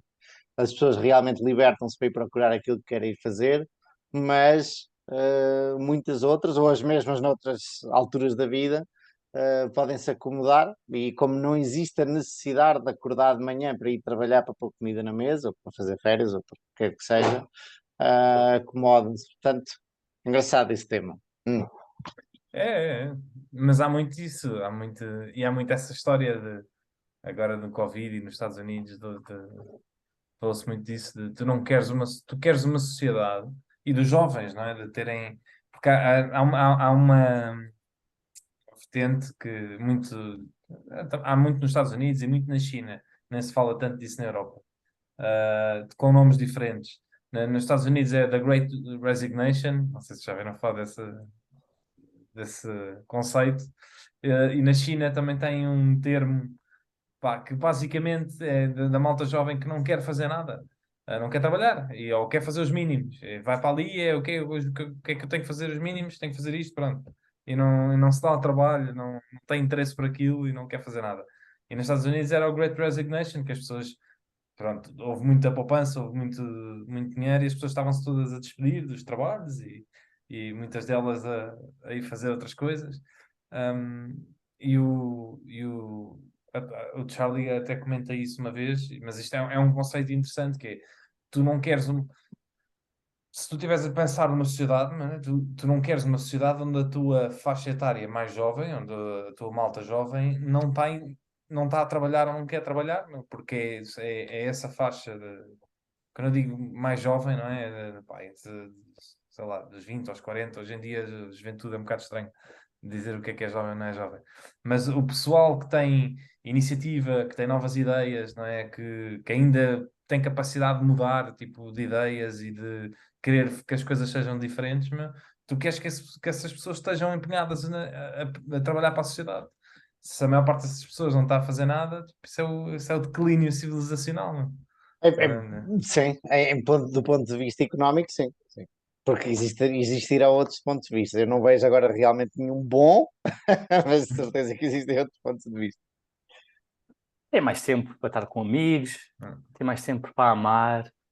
Ter livre. Muito Isso bom. foi um bocadinho assim na altura dos hippies, nos anos 60, não é? Isso. É interessante pensar porque a independência financeira não é algo que se queira, ou seja, a sociedade está feita de maneira que as pessoas não tenham independência financeira, é um objetivo. Porque as pessoas têm que trabalhar, ou seja, as pessoas têm que ir trabalhar para ter dinheiro para sobreviver, e isso é um objetivo, Ao na minha meio. opinião, sim, na minha opinião, não é algo mau que se quer erradicar, é algo que se quis impor para a sociedade funcionar assim. Ou seja, tu como independente financeiramente és um outlier, mesmo, porque se toda a gente fosse como tu, a sociedade colapsava, não é? Tu não podes. Quem Sim, mas estrutura a sociedade, não é? claro. Não pode querer que toda a gente seja assim. Eu acho que a sociedade não é estruturada por uma Não, entidade central, é uma coisa que sim. acontece, o que foi acontecendo. Não, mas há pessoas que estão nos poderes de decisão, não é? Não é uma pessoa, não é? Não é os Illuminati que tomam conta disto. Isso, exato. Mas há pessoas que estão em cargos de decisão pronto, a tomar decisões sobre isso, não é? E aliás, os bancos centrais, que uma das coisas que querem é a empregabilidade, não é? Porque é que Uhum. eh, Sim. isso pode ser visto se toda a gente fosse independente financeiramente, por exemplo, ou se tivesse uma grande porcentagem da população, imagina que 30% da população era independente financeiramente. Tu tinhas um desemprego de 30%, no mínimo, não é? Não é? Isso era visto como uma coisa Ou tinhas catastrófica. essas pessoas a ir atrás de projetos novos e inovadores, porque tinham possibilidade de fazer isso. Há sempre um preço de equilíbrio. Repara, imagina que muita gente tentaria ser independente financeiramente. Portanto, cada vez havia menos mão de obra, mas estas pessoas continuavam a querer serviços. Há de haver um ponto que a inflação da mão de obra é tal que estas Hum. pessoas que eram Hum, independentemente financeiras já não conseguem mas, pagar a nova mão de obra e bom depois ponto. pode ser tão alto que até, ok, por este valor vale a pena voltar a trabalhar mais um pouco e aumenta a minha qualidade de vida. Bom ponto. Hum. Hum. Há sempre um valor de equilíbrio. Agora, eu acho que estamos muito, mas muito longe disso. A quantidade de pessoas que eu Não, vejo claro, é o e mesmo contrário, eu não é? que eu percebo que estou relativamente atento a este meio de FIRE, é uma fatia ínfima da população. Aliás, Sim, sim, é sim, muito sim. fácil ver isso nas métricas de poupança em Portugal. Pá, há uma poupança baixíssima. É impossível que muita gente tente estar a ficar independentemente Era financeiro. 12% que vimos no outro dia. Não, 12% foi no Covid, acho que Covid, sim, sim. a Era média 6. histórica é Sim. 6, 6. ou até tinha na cabeça 4 por acaso, mas é assim um valor muito baixo, não é? Quer dizer, o 4% é zero, na minha opinião. Não é, mas é como se fosse. Não, porque não te vai trazer grande diferença. Tipo, Uhum. no fundo, o que te vai fazer é provavelmente criar uma folga para uma despesa tipo, inesperada. Mas o problema das Ah, despesas inesperadas é que mais tarde ou mais cedo elas acontecem. Portanto, Exato. e o pior é que olhas para isto como o 6% é a média, portanto não diz como é que é a distribuição. sim, sim. Sei Sim, lá, isso era o que falámos no outro dia, não sim, é? Eu, por exemplo, tenho uma poupança de 60% ou exato. 70%, não Pá, sei. imagina, se Mas, excluires os 10% que mais poupam, pá, estes Os outros 6%, poupam muito menos. é. É, é. Portanto, nem sequer poupam para essas despesas aliás, inesperadas. os mais abaixo na tabela até têm património negativo, não é? É. O- Têm dívidas e não têm poupanças. mas voltando ao argumento de se toda a gente tentasse ser independente financeiro e que deixaria de haver trabalho, isso é quase a mesma coisa de dizeres que, como as reservas do petróleo estarem a diminuir, que um dia vai acabar o petróleo. E isto não vai acontecer, É, porque o preço vai fazer em que o recurso seja bem alocado e, portanto, hum, e há reservas que aparecem só por o preço aumentar, porque começa. aparecem. Sim, começa a ser viável economicamente e ir lá buscá-las. É. Sim, sim, sim, sim. Portanto, há de sempre haver um preço de Eu, equilíbrio e para o eu- trabalho é ainda mais fácil perceber do que para um recurso finito, porque o pá, trabalho, teoricamente, mas não é. Mas é tem isso. giro, mas as pessoas não pensarem pela cabeça própria muitas vezes, tipo, leva a esse tipo de coisas. Eu lembro-me de ser miúdo e desde miúdo me dizerem que o petróleo estava a acabar. Pá, mais 30 anos ou 40 anos o petróleo ia acabar. Pá, passaram 30 anos e hoje em dia continuam, acho que há reservas encontradas para mais 50 anos da produção atual que tem estado sempre a subir, né? Yeah. E portanto, mas havia essa narrativa de que o petróleo estava a acabar e que isto tinha que se arranjar uma solução. Não, E mas se o mundo capitalista tem uma beleza, é na boa alocação de recursos numa situação normal, não é? Que sem externalidades. Externalidades. sem monopólios, né? Sem monopólios e sem. Mas há uma teoria também ligada a isso, e eu falo muito com amigos meus comunistas, assumidos, que dizem que em qualquer indústria do setor capitalista, a tendência final é de oligopólios em todas as indústrias. Porque se tu prolongares os ciclos económicos, não é? Mais tarde ou mais cedo, normalmente quando há uma crise, a tendência é de concentração, não é? Não. As empresas mais baixas vão à vida, as maiores conseguem, se calhar, comprá-las por tudo em meia, e há uma diminuição de concorrência. E, portanto, a longo prazo, à medida que há ciclos, as empresas, lá está, é como o compounding. As empresas boas que fazem compounding a altos valores, que poupam e que estão preparadas, Isso, acabam por aglomerar as outras que não conseguem e no ad infinitum, não é? Num ponto qualquer no futuro, qualquer indústria é um monopólio ou um oligopólio. não, isso só é verdade para as indústrias e que há vantagens de escala. Porque se não houver, um novo entrante consegue competir facilmente com quem lá está. Portanto, por exemplo, nos Sim, restaurantes, pá, pode sim. vir crise atrás de crise atrás de crise, porque ter um restaurante ao ter 100, pá, não tens desvantagens de escala assim tão diferentes, porque o principal custo é o das rendas e de mão de obra. É verdade, mas mesmo assim as cadeias continuam a crescer. Os McDonald's e os Domino's Pizza. Mas Sim. isso é Mas porque sim, mas sim. eles são royalties aí. Mas sim, é diferente. Mas, por exemplo, a indústria dos semicondutores, não é? Essencialmente, mais tarde ou mais cedo, aquilo são monopólios inteiros. Pá, Ou, mas, olha, é um bom exemplo também. Até serem disrupcionados, tipo a Intel. Pá, a Intel estava à frente e esteve à frente durante 20 anos, pá, e de repente. uh, é verdade, é verdade. Mas não deixou de ser disrupcionada e hoje em dia voltas a ter não é ainda sequer um monopólio, não é? Porque há três ou quatro em qualquer indústria, mas eu acho que se pegares nisto e andares 20 anos para a frente, sem intervenção estatal, não é? Tens uma situação monopolista. Sim, mas aí há uma vantagens de escala claras. E pronto, aí, claro, que com o passar do tempo, os mais dominantes tornam-se mais dominantes. Sim, sem dúvida. Mas pá, não é todas as indústrias que são assim. Certo? Nem todas têm vantagens de escala. É. Então, é engraçado. É um bom Gonçalo, ponto. Deixa-me queres Fazer finalizar. fazer considerações finais? Não, acho que podemos isso? passar para o tema do Diogo, e claramente é uma indústria em que as vantagens de escala parecem não existir, que é a indústria bancária, os bancos. Há bancos pequeninos e grandes, e os grandes, ultimamente, pelo menos na Europa, parecem não ter grandes vantagens de escala, não é? Basta olhar para o Deutsche Bank e para o Credit Suisse e comparar com Achas, bancos mais pequeninos, como aquele que vais trazer hoje, o pequenino austríaco, que tem bons retornos sobre o capital e até parece um bom banco. É engraçado. Eu, por acaso, eu nem ia trazer pá, eu li o artigo, mas eu ia falar mais abertamente, genericamente. Nem Da ia... indústria e não tanto do banco que eles mencionam lá. Ok. Sim, sim. Porque é interessante, porque eu acho que há economias de escala no setor bancário. Eu acho que Ah, quanto maior tu és,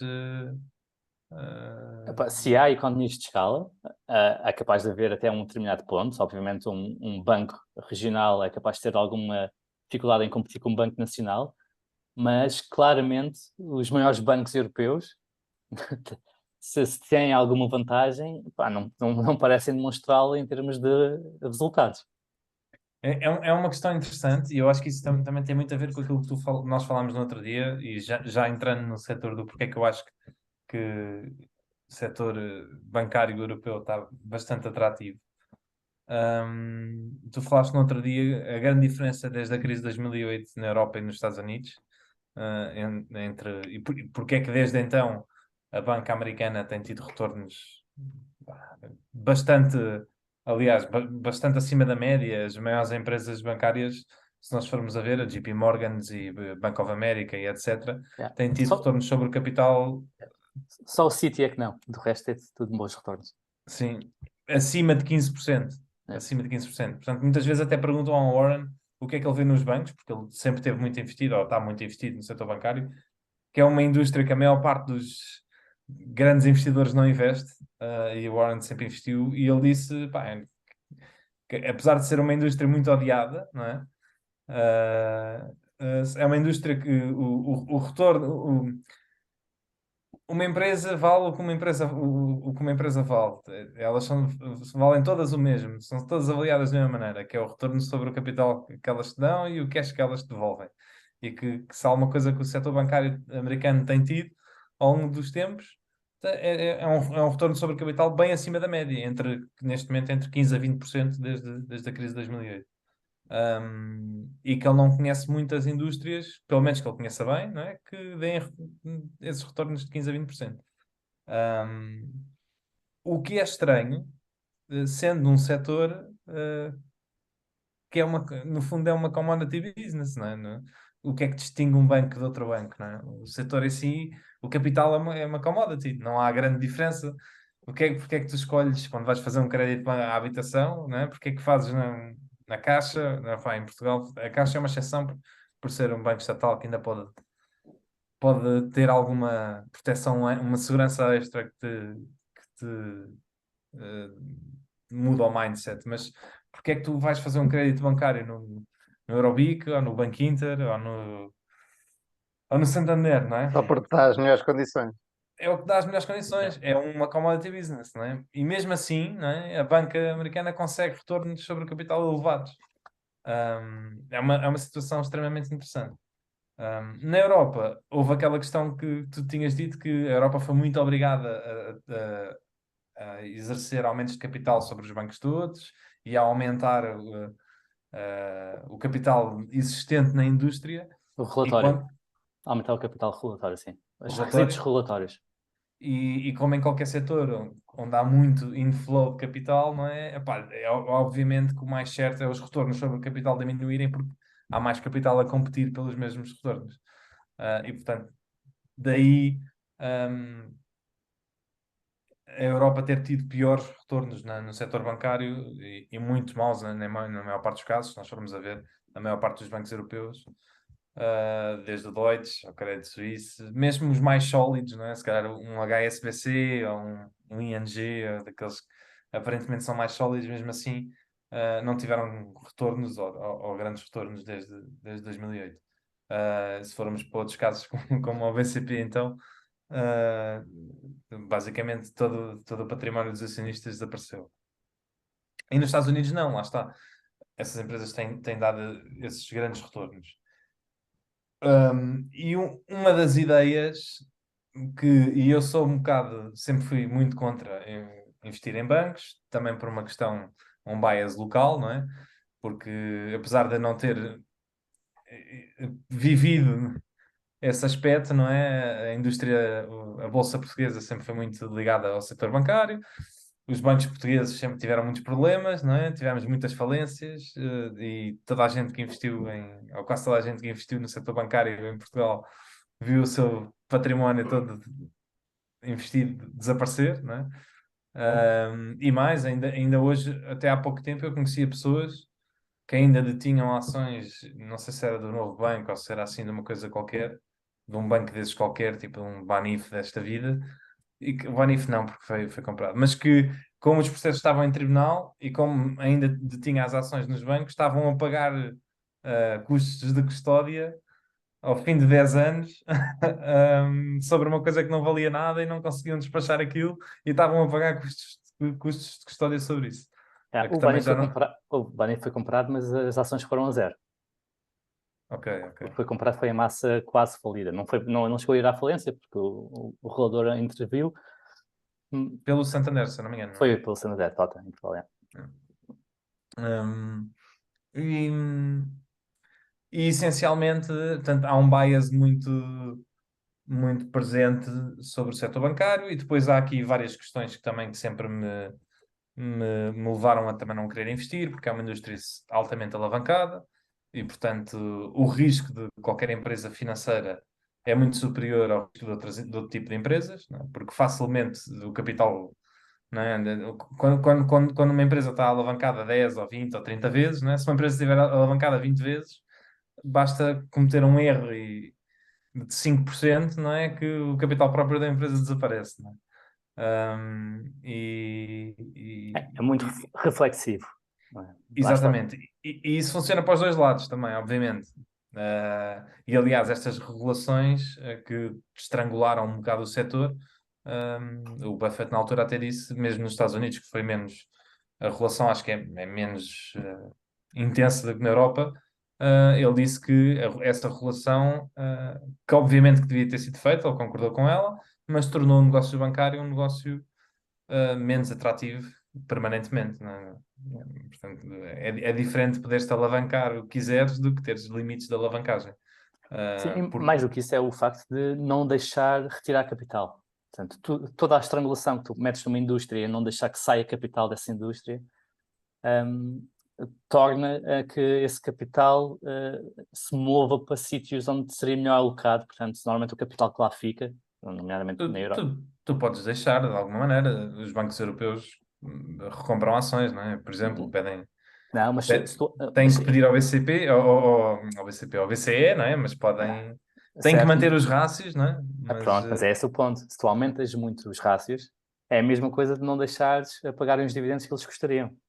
Portanto, fica muito mais difícil devolver capital aos acionistas. E o que se fez na Europa, os rácios de Core Tier 1 passaram de mínimo de 6 para 12. Não, não, 12 não é o 12. mínimo. 12 acho que a média está nos 12, mas acho que não é o mínimo, não. E depois depende, e depois aumentou, lá está, e depois aumentou mais para os bancos maiores, para os chamados too big to fail. Portanto, retirando grande parte das vantagens competitivas económicas de escala que esses bancos tinham. Porque se tu és maior, acabas por ter mais custos regulatórios. Ok.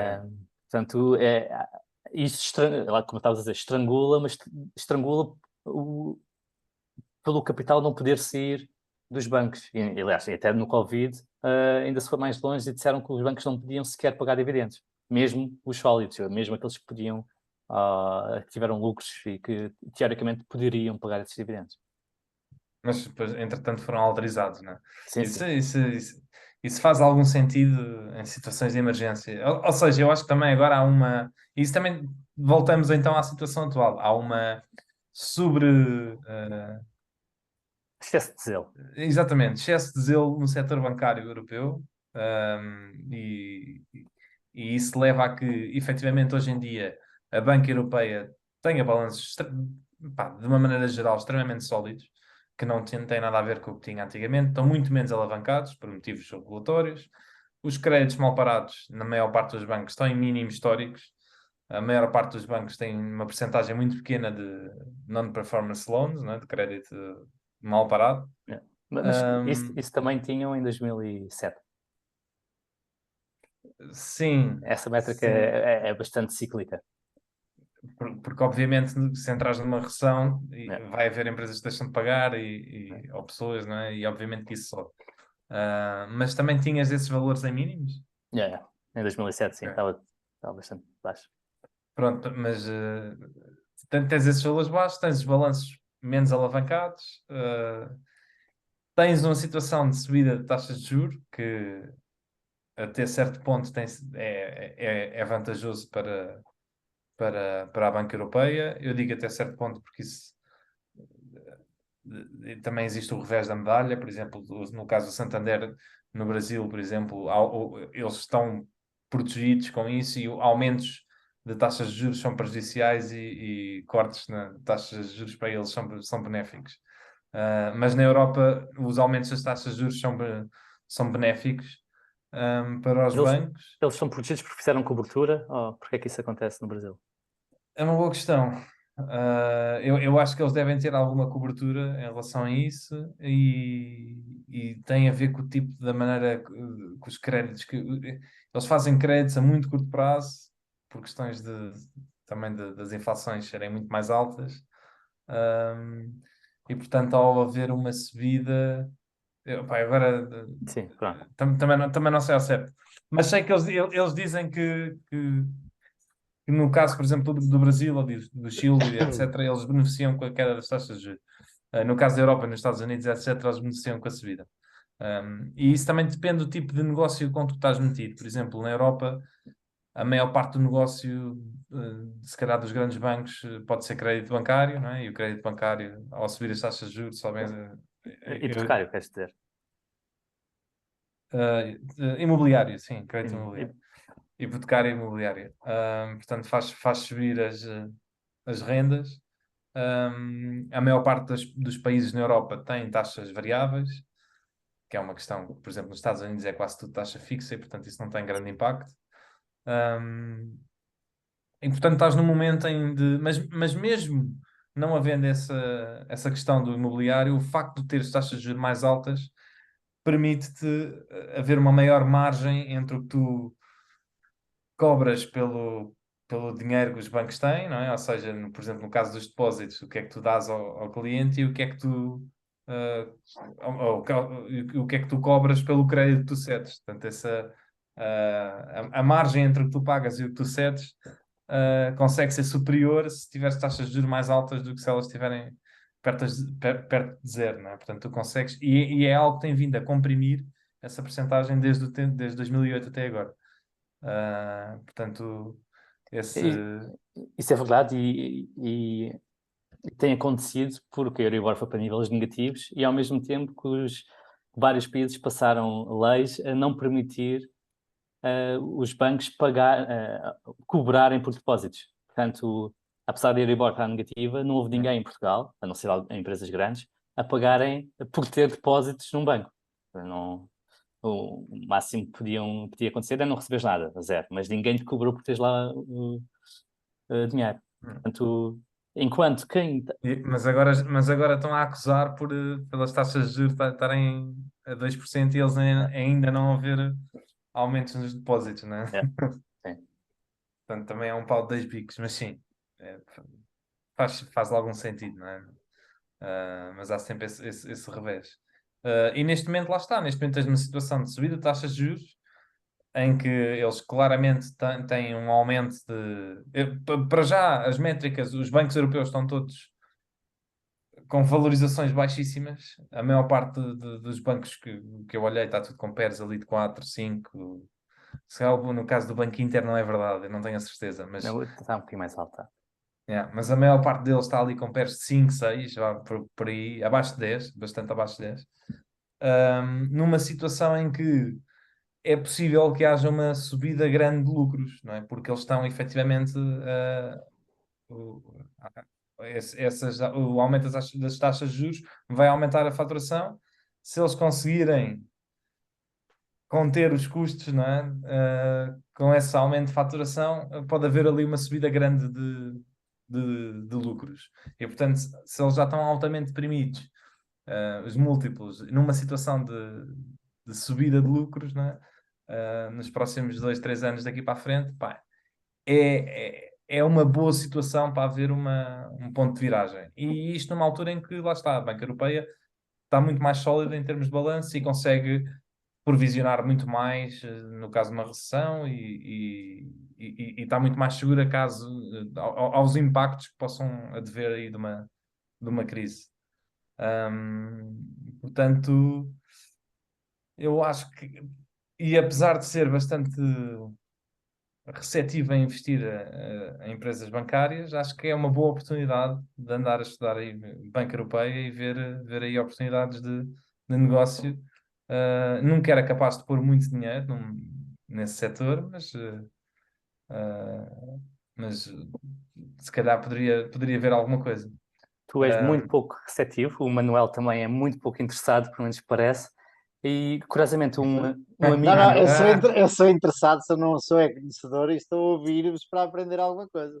Mas é curioso, eu estava a falar com um amigo meu que gera um fundo e foi a uma conferência ibérica e teve com algumas empresas e eu falei com ele porque ele foi à reunião com o Banco Inter e ele disse que só estava mais um investidor lá. O interesse em banca, ou neste caso em Banco Inter, é muito, muito reduzido, apesar, lá está, de estarmos numa situação que parece o inverter de um ciclo que dura há 12 anos. Parece que é uma combinação muito boa para o setor bancário europeu. Apesar de, lá está, ser algo que demora a ver, não é? Porque, por exemplo, no caso do crédito hipotecário, as subidas são todas renovadas mensalmente, ou 3 em 3 meses, 6 meses, portanto, é um processo que demora, desde que tiveste estas subidas da Euribor, não é? Tu vais precisar de 1 ano ou 1 ano e meio, não é? Para repercutir isso nas contas, mas que a expectativa no próximo ano e meio, não é? É que isso seja em que eles tenham nesse setor aumentos bastante grandes, se calhar nessa parte do setor de 50% ou 60% se calhar daquilo que faturam. Olha, explica-me uma coisa do BABA de investimento em banco. Porquê é que a subida das taxas de juros favorece os bancos? Há vários pontos, mas para dar o exemplo óbvio do crédito imobiliário, não é? Eles estão a ceder crédito e estão a tirar de juros, não é? Há uma parte fixa e uma parte variável, se for a taxa variável. Vamos dizer que é variável, que é a nossa aqui que Pronto, conhecemos. eles já entregaram, tu já fizeste a compra da casa, ou seja, o capital da parte deles já foi cedido. Se a Euribor sobe e a tua prestação está a subir, o cash flow mensal que está a entrar, não é? No banco aumenta. Mas Estás a eles perceber? também pagam os juros ou não? Não, Sobre o dinheiro não, que emprestam. não, Pá, não. pá, Tu é que eles emprestaram dinheiro a ti, tu é que Não, está pagas bem, juros a mas eles eles. mas também depois foram tem, buscar o dinheiro a algum lado. sim, os depósitos, mas lá está, a margem Mas, de mas intermediação é bastante alta sim, e aumenta com a subida das taxas de juros. E, e ao contrário do que aconteceu nestes ciclos anteriores, neste ciclo comprimiu bastante pelaquela é. situação de que não podias cobrar por depósitos. Portanto, chegou ali um ponto em que os depósitos estavam a render zero e depois estavas a emprestar a uma Euribor negativa. Só estavas a ganhar ali aquele spread que muitas vezes até eram spreads para aí de 1%. Portanto, a margem para alguns empréstimos Sim. comprimiu até 0,5%, que nunca, pá, que dificilmente o banco consegue fazer dinheiro com uma margem tão baixa. E os bancos ainda não subiram os juros de depósitos, as taxas de depósitos estão iguais, ainda não começaram a competir por isso. Portanto, neste momento é só lucro que eles estão a ter, ao excesso de faturação. Vai chegar a uma altura em que eles vão começar a competir por capital, não é? Se estrangulares demasiado, eles vão começar a subir as taxas a que pagam os depósitos. Sim, é expectável que isso aconteça, não é? Porque agora a margem está muito, muito alta. Mas, Mas a questão é sempre com juros mais altos, tu consegues ter,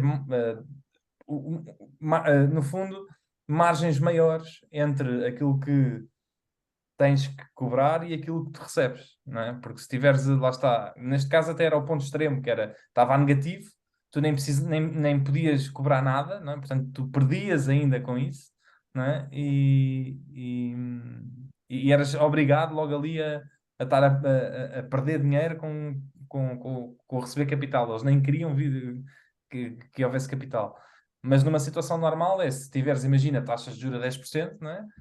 Epá, tu se estiveres ali a cobrar 2 ou 2,5, não é? Ou se pagares 10% de juros, ou se pagares 11, mentalmente, a diferença é completamente diferente do que se estiveres a pagar 1 ou 2, não é? 1 ou 2 é o dobro. 10 para 11, não é? É 10%, não é?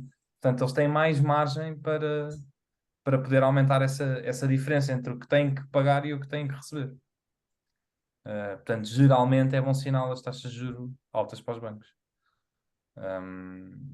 E como é que vocês os dois, porque os dois olham para bancos e o Gonçalo é investidor em bancos, há uns tempos atrás eu vi um banco, não me lembro do nome, mas nos Estados Unidos, e curiosamente era o Rupam do Manuel Smart que É o estava, azar.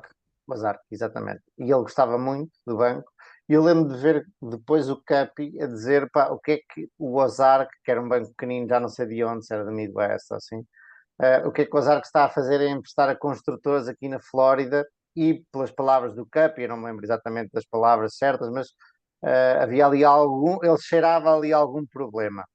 Esse é um. Depois, no outro dia, aquele livro que eu e o Gonçalo lemos, o Capital Returns, os tipos também estavam a ver este banco na Irlanda, a emprestar fora da Irlanda também, neste caso construtores, e a fugir, tipo, sem grande controle de qualidade a quem é que emprestava.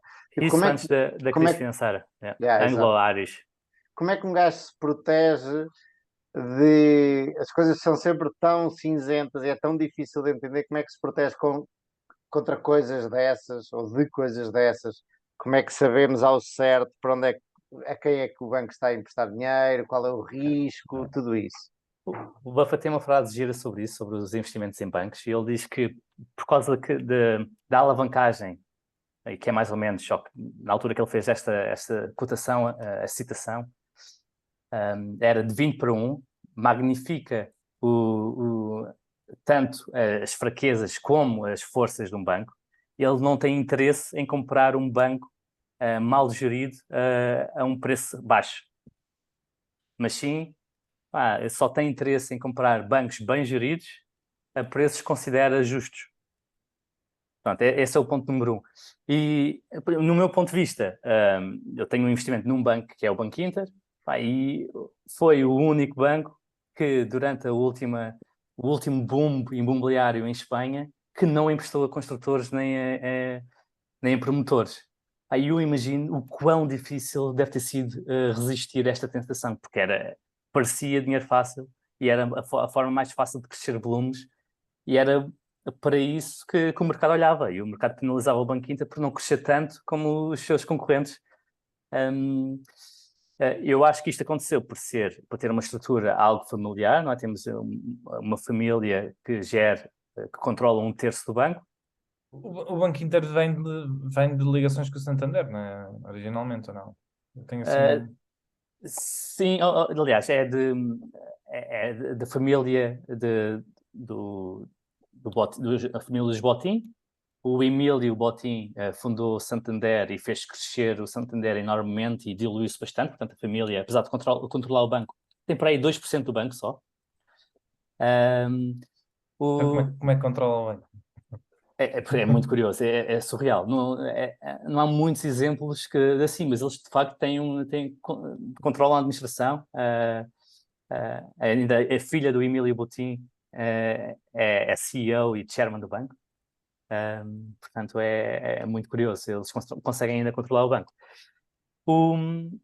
No caso do Banco Inter, é o irmão do Emílio Botín, um senhor chamado Jaime Botín, e controla 30% do banco. O banco nunca cresceu muito por aquisições, fez algumas aquisições pequeninas, nomeadamente comprou o Barclays Portugal por 3,5, que custou 70 milhões, um banco que agora está a gerar 30 milhões de lucro, gerou o ano passado. Portanto, tem crescido pequenino, tem crescido devagarinho e é um banco, e normalmente os melhores bancos são aqueles que são altamente conservadores na parte do crédito, e que crescem pouco. Entendido. Entendido. Eu, na verdade, tenho investimento num banco, não é? Porque a de giro tem uma licença bancária. O que só lhes beneficia, mas eles não... Beneficias em certos aspectos, mas por outros aspectos também sofrem da regulação, não é? De serem um banco. Mas é um banco que não faz crédito, não é? Portanto, não... Aliás, faz algum crédito, porque faz sete créditos para comprar as ações, não é? Mas é um crédito altamente seguro que no momento em que aquilo tiver a dar para o torto, não é? Eles fazem uma margin call e eles nunca perdem.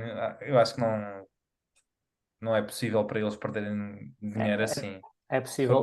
Com derivados, se calhar, mas Aconteceu, não sei se te lembras, mas há uns anos o Banco Central Suíço decidiu tirar o PEG do franco suíço ao euro. Lembro-me disso. Mas... E como a variação foi brutal de um dia para o outro, não conseguiam fazer margin call, e houve muitos clientes que perderam tudo, toda a sua equity e ainda mais um pouco, e o broker teve que assumir isso. E nessa altura, mesmo a Interactive Brokers, eu tive o cuidado de depois de ir ver os resultados desse trimestre, estava interessado em saber como é que eles mitigaram esse risco, mas mesmo eles perderam dinheiro. Eles também têm um banco, a Interactive Brokers? Eu sei que a Charles Schwab tem. A Interactive Brokers não sei se tem licença bancária, eu sei mesmo só. Eu acho que não tem licença bancária, mas pronto, tem risco de crédito, porque faz margin Uma, loans. uma das grandes vantagens deles terem de Giro ter licença bancária é eles são beneficiários também destas subidas das taxas de juros. Não é? Porque todo o dinheiro dos clientes que tiver parado, não é? Que não tiverem, a maior parte do dinheiro, ou quase todo, está investido, mas há sempre uma percentagem que está em cash, não é? E eles têm rendimento sobre esse dinheiro que está em cash porque são um banco. Se não tivessem licença bancária, não tinham, não Sim, acho que tinham isso, não é? podem ter também isso, porque eh, eh, a Interactive Brokers sempre pode receber depósitos, não recebe numa conta própria. Normalmente tens de mandar para uma Podem conta. receber depósitos, mas os bancos não estão a cobrar por depósitos neste momento, não é? Portanto, estás a Eles, perceber? sim, eles recebem os depósitos dos clientes, não é? É. Dos teus e os meus. E como é que lucram com isso se os bancos não estão a pagar juros de depósitos? Mas depois eles emprestam para clientes que precisam de margem. Ok, ok, E essa está bem. Sim, margem sim, é Euribor mais um spread. E depois só pagam aos outros, sim. no caso da Interactive Brokers, Euribor menos um spread. Mas aqui eles conseguem ter esses, neste momento, são os 2%, não é? Ao ano, do capital que está parado, sem terem que emprestar, não é? Sem risco nenhum de haver algum problema. Mas Ah, normalmente emprestam. Normalmente esse dinheiro não fica parado. Fica parado nos bancos se os empréstimos forem inferiores aos depósitos. Sabes? Aí normalmente emprestam à Euribor ou compram obrigações ou afins. Mas estes brokers não tendem a fazer isso. ok. Eu não há muitos brokers que eu conheço, pelo menos. Eu também não conheço muitos, conheço agora alguns, mas a maior parte assim dos brokers que eu conheço não tem bancos associados, né? Co- Bem, co- as coisas que eu nem chamo brokers, né? Que ainda ontem tivemos a falar dos XTBs e não sei o quê, Sim. isso para mim nem sequer são brokers, mas estou a falar de brokers, tipo, por exemplo, há um inglês muito conhecido, que eu nunca sei dizer o nome, que é Asgraves, qualquer coisa, não é? Sabes o que é que eu estou a falar, Gonçalo? Não sei. Hargreaves Lansdowne é o nome daquilo. Pá, que é um corretor, tipo Interactive Brokers. Esse não tem licença. Os nórdicos também têm uns muito fortes agora, que é a Avanza e a Nordnet, mas que também não têm licença. Quando Mas fazes uma transferência para a de giro, a conta, o IBAN, é mesmo deles? sim, é da É Flatec essa que, Girobank, Yeah. essa que é a diferença para a Interactive Brokers. A Interactive que é Brokers normalmente faço para a JP Morgan. para a Sim. JP Morgan, exatamente, porque eles não têm a licença bancária e precisam de fazer isso. Mas também ganham com a subida das taxas de juros. E se fores ver os relatórios trimestrais ou anuais, é muito visível que vão ter um impacto positivo. Sim, nem que seja lá está, pelo crédito que cedem, não é? Yeah. Porque também está indexado. Mas pronto, portanto, isto para dizer que também tenho investimento num banco, apesar de ser um banco que não tem risco de banco à partida, não é? Porque o negócio deles não é emprestar dinheiro. Mas, mas sim, é um setor que sempre mexe muito comigo, bastante comigo, porque lá está, para mim, empresas eram todas net cash, meu, até há um limite, não é? Mas eram todas net cash, ou não tinham dívida. Se tiverem cash a mais, que me distribuam, que eu não gosto que elas acumulem. Mas também não gosto que elas tenham dívida.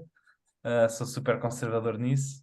Pá, os bancos têm 20 vezes, alguns bancos, não é? Têm até 20 vezes o capital próprio em dívida, não é? Portanto, é muito complicado. Mas a verdade é que o setor financeiro é um dos setores que mais retornos sobre o capital traz aos investidores. Uh, Tirando, se tu fores assim ver os três grandes setores, não é? O que mais retornos trazem, não é? É o financeiro, é consumer staples e a tecnologia. São os grandes setores de retorno,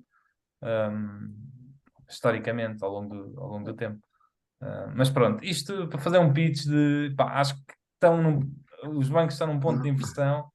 Estamos numa situação em que é possível que haja, lá está, subidas grandes de lucros, E se tu tiveres um banco destes com um PER de 4 ou 5, e se ela tem uma subida de lucros de 50% ou 60%, pá, é muito complicado não haver ali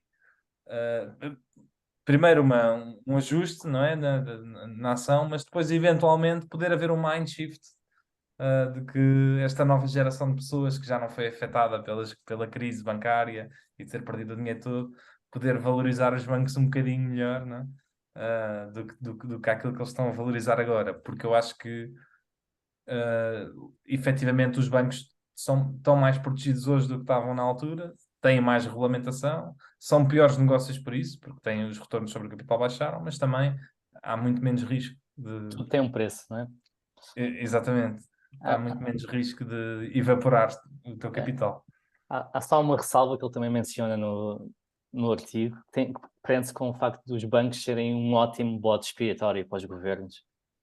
E a É subida verdade. dos lucros começam logo a dizer, Que lucros. ainda não aconteceu e que já É, querem taxar lucros extraordinários, exato. não Em é? Espanha já vão taxar, eh, Não. com referência a este ano, lucros extraordinários do próximo ano, e querem já receber em janeiro.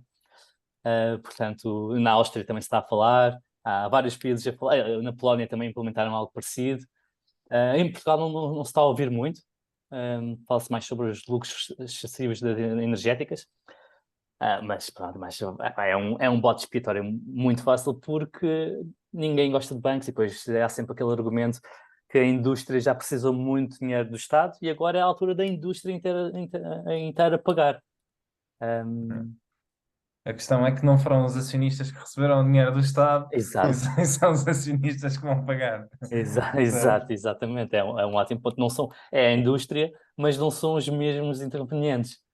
Os Yeah. bancos que sobreviveram foram também eles afetados pela crise e não receberam nenhum dinheiro desses bailouts que aconteceu aos bancos que explodiram ou implodiram. Mas Bom, pronto, meu. meus amigos, estamos a chegar ao fim da nossa sessão. Considerações finais, Diogo? Não sei, olha, é uma área para Sentes tentado?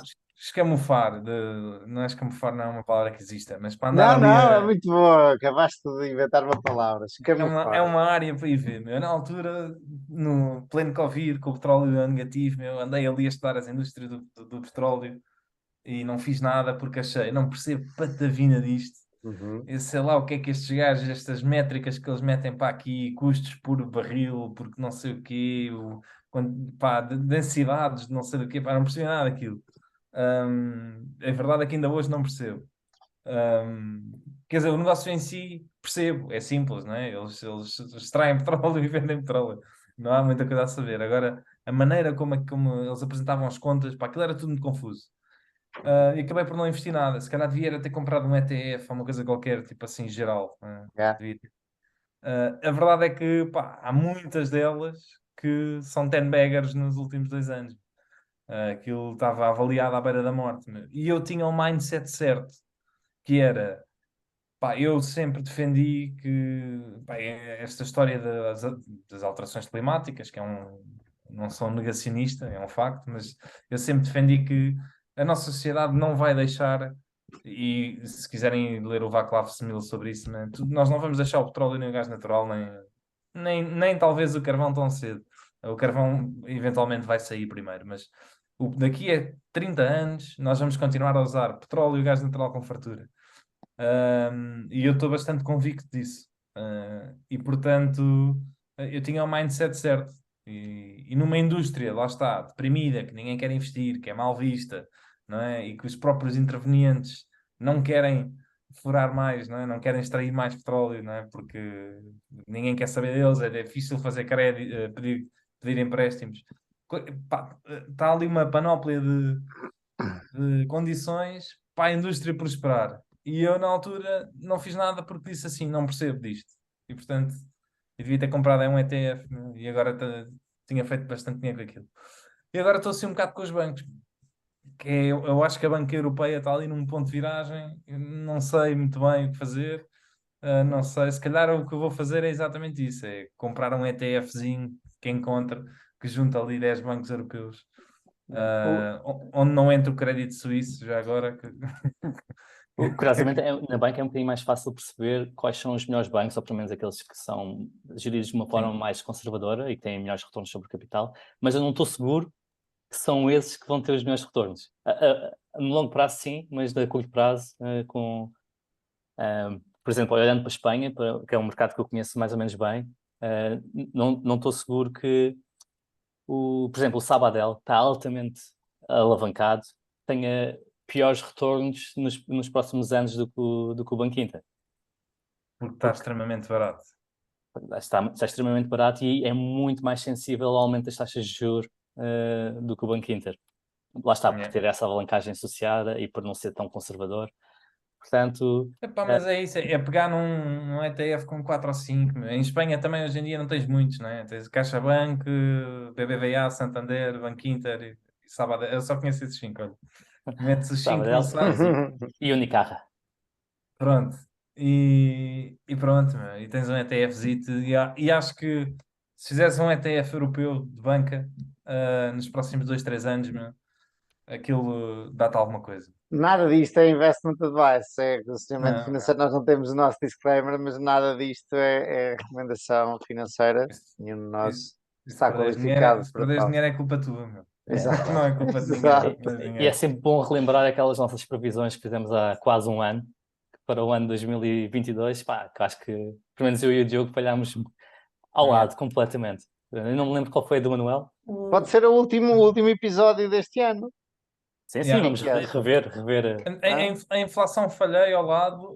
Não, não, não comece, não comece. Vamos deixar isso para um episódio. Agora estamos no fim deste, depois havemos de falar sobre isso com calma. Bom, Mas- meus amigos, eu Mas deixo. é só mesmo para dizer que as nossas previsões podem ir ao lado, portanto, não se fiem muito nelas. E nem muito nem nada. Ahm, Malta, quem quer fechar o episódio? Fecha, fecha. Diogo, força. É isto, meu, é muito isto. Meu. Olha, continuem sempre a aprender-me, a poupar e De forma consistente, de forma ligar consistente, ao meu, e daqui a 20 anos as Vemos. coisas vão correr bem. Meu. Se estivermos sempre a aprender e sempre a poupar e sempre a investir, as coisas vão correr bem. É isso Até mesmo. para a semana, malta. Um ótimo fim de semana, pessoal. Tchau, tchau. Até para a semana.